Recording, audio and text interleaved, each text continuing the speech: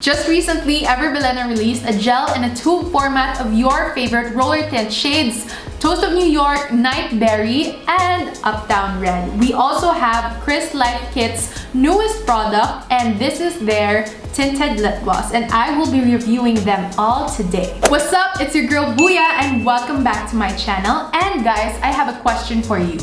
I have this extra EB Advanced box, and I'm thinking, should I give it away? The box contains 4 EB Advanced products and a phone ring light. Let me know if I should do a giveaway of this box in the comment section below. Also, I have a lot of beauty products that hindi ko naman ginagamit or nagamit ko lang one time, na-swatch ko lang one time, and nasasayangan ako na nandyan lang siya sa vanity ko. And I want to share my blessings with you guys. So let me know in the comments if you want this makeup giveaway to be a monthly thing or a weekly thing in the future. So please let me know in the comment section below. Alright, so for the product details of Bilena's lip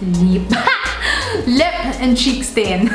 The new shades that are available in the tube format are Toast of New York, Night Berry, and Uptown Red. They released roller tints last year in those shades, but sadly, I don't have those tints. I can't compare the two. I'm sorry guys. And the effect now on the face ay parang sun-kissed look, just bitten lip, eme, ganyan. And this product expires after 12 months of opening it. And for the Kris Life Kit na Tinted Lip Gloss, wala siyang shade name, but yung sa description online is Rosy Pink yung shade niya. The price is 225 pesos. Yung effect niya sa lips is plumping and volume maximizing. So sa mga obsessed to get those Kylie Jenner looking lips, then this is for you. Yung claim ng product na to, it soothes and softens lips, lasting vibrance, and weightless daw yung lip gloss na to. And they said that this lip gloss is a universally flattering shade. Yung net weight niya is 6 ml, and this product will expire after 24 months of opening. And both of the products are cruelty-free and paraben-free, which is good because we love a brand that is not cruel to animals and also is not cruel to our skin. First, I'll be swatching the EB lip and cheek stains.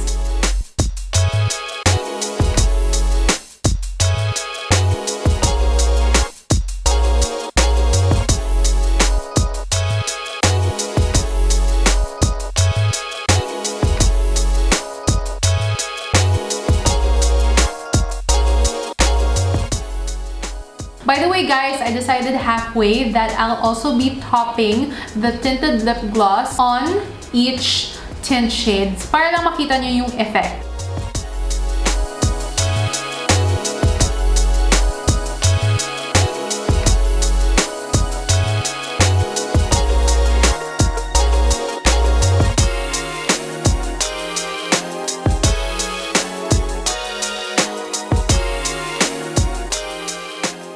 So this is Night Berry with a Tinted Lip Gloss on top. I really love it. Parang nag-instant glam yung look ko. Kanina parang okay siya for school, very fresh lang. But right now, parang ready na ako for night glam dahil sa lip gloss na to. Sobrang ganda ng combination nila. As in, sobrang bet ko, lakas maka-fresh. I love it.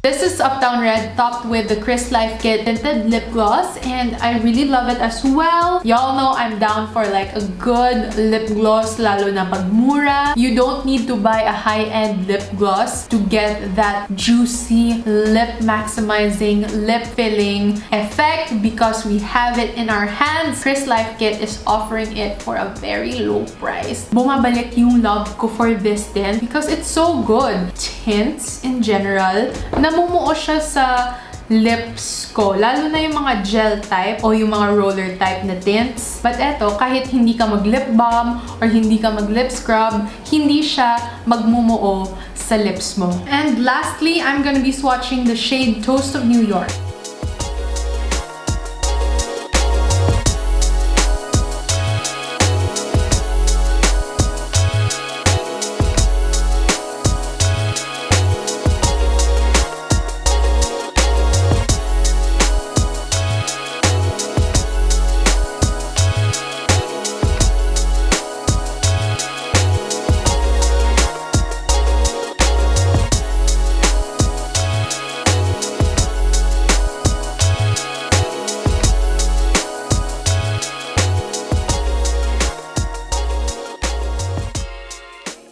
This is the lip combination that I have been looking for. Nakaka-fresh instantly yung lip tint na to. And when you top it with this tinted lip gloss, when the light bounces sa lip gloss na to, it instantly really makes your lips look plump, juicy, healthy, kissable. Ganyan lahat. Now let's proceed to the final verdict. For the lip and cheek stains, I really love the lip and cheek stains. Like, wala, hands down, super love it. The price na 165, sobrang bet, sobrang affordable for the kiddos, for the adults, for everyone. Sobrang attainable ng product na to. And this product will last you for a long time. If bago ka sa makeup, this is for you. Kasi nakaka-fresh, user-friendly. Also, hindi niya tinatanggal yung concealer sa ilalim, which is a plus. If you're still in school and you're wondering kung ano yung shade na safe for your school na hindi ka huhulihin ng disciplinary officer, I would recommend the shade Uptown Red. It's much lighter than the shades Night Berry and Toast of New York. Another thing that I appreciate most about these lip tints is yung type of formula niya ay yung tipo na hindi namumuo yung pigment kahit dry yung lips. For those girls and boys who have dry lips, I highly recommend these tints because yung formula niya hindi namumuo yung pigment sa inner corners ng lips natin. So, it's really friendly for people who have dry lips. This is for us, guys. So, my verdict for these tints are a Boo-YAH! Next, my verdict for the Kris Life Tinted Lip Gloss. For the claims nila na soothes and softens lips, it does soothe and soften my lips. Lasting brilliance, I don't know lang about that because I'm not doing a wear test. And sa claim nila na weightless, I have to disagree because hindi siya weightless. Meron siyang weight, but normal yung weight niya for a lip gloss. Hindi bothersome yung weight ng lip gloss na to. For me, it's totally normal for lip glosses to have a little weight. And for the price na 225, I'm absolutely gonna buy it again. I really love the effect on my lips. As in, look at that, look at that. Look at that, look at that. Sobrang ganda niya. As in, bet na bet ko siya. Sobrang na-appreciate ko yung lip gloss na to kasi may shimmer siya. But yung shimmer niya hindi packed full on. I'ma show you that I'm a shimmer type of shimmer. Hindi siya ganyan. Yung shimmer niya napaka fine. And it's not the type of lip gloss na yung shimmer niya turns your lip gloss into a metallic lip gloss. Which I don't like. I don't like metallic lip products. Nada. This lip gloss, kahit may shimmer siya, it's friendly for everyday. If naghahanap ka na mas mura na lip gloss, I suggest yung Careline na Extra Shine Lip Gloss. It's for 85 pesos lang. But you get somehow the same result. Although yung Careline lip gloss, wala siya yung shimmer iridescent pigments. But it's also tinted and madami kang shades na pagpipilian. By the way, thank you so much to Bilena for sending these products. I had fun filming. Guys, hindi to sponsored ng Bilena. I just wanted to make a review for you guys because I want to help you out sa decision making nyo when shopping makeup. Hopefully, I helped you, and if I did, then please do like this video and subscribe to my channel. Also, share this video, share the love. And of course, guys, follow me on my Instagram. It's @makeupbybooya. And if you have any more comments or video suggestions, then please do enter them down in the comment section below. Just remember, no hate, just love.